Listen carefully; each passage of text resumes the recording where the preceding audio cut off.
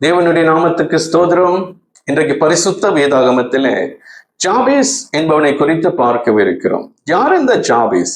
1 நாளாகமம் 4ஆம் அதிகாரத்திலே 9வது வசனமும் 10வது வசனமும் அவனை பற்றி எழுதப்பட்டிருக்கிறது. ஜாபேஸ் தன் சகோதரர்களை பார்க்கிலும் கனம் பெற்றவனாய் இருந்தான்.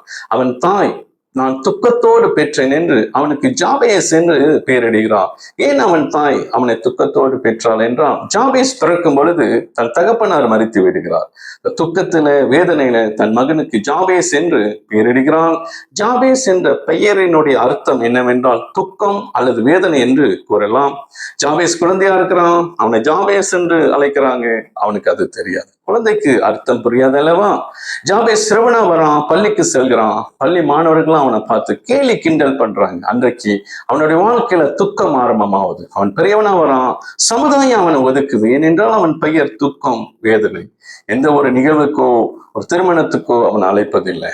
விதமான ஒரு வேதனையான வாழ்க்கையை ஜாபேஸ் வாழ்ந்து கொண்டிருக்கிறான்.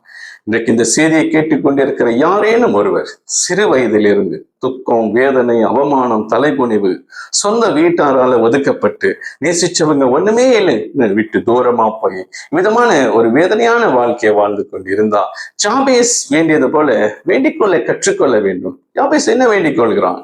ஜாபேஸ் இஸ்ரவேலின் தேவனை நோக்கி ஒரு நாள் கண்ணீரோடு வேண்டிக் கொள்கிறான். தேவரீர், நீர் என்னை ஆசீர்வதித்து, தேவனிடத்துல ஆசீர்வாதத்தை கேட்கிறான்.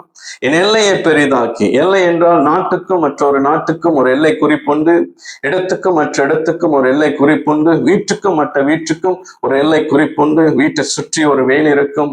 அவன் எல்லையை பெரிதாக்கும்படி வேண்டிக் கொள்கிறான். உம்முடைய திருக்கரம் என்னோடு இருந்து அவருடைய திருக்கரம் அவனோடு இருக்கும்படி வேண்டிக் கொள்கிறான். அவருடைய திருக்கரத்தினால எவரையும் மேன்மைப்படுத்தவும் பலப்படுத்தவும் ஆகும். தீங்கு என் இருதயத்தை துக்கப்படுத்தாதபடிக்கு அதற்கு விளக்கும் என்றான். எந்த பொல்லாங்கும் எனக்கு நேரிடாதபடிக்கு விளக்கும் என்று வேண்டிக் கொள்கிறான். ஜாபேஸ் வேண்டிக் கொண்டதை தேவன் அருளினார் என்று இருக்கு. என்ன அருளினார்? அவனுடைய ஆசீர்வாதம் என்ன தெரியுமா? ஜாபேஸ் என்று ஒரு பட்டணமே உருவானது.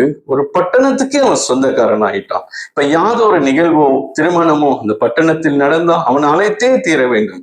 அவனை அழைத்து வரவேற்று முன் இருக்கையில அவனை அமர வைக்க வேண்டும். அவன் எல்லை பெரிதானது.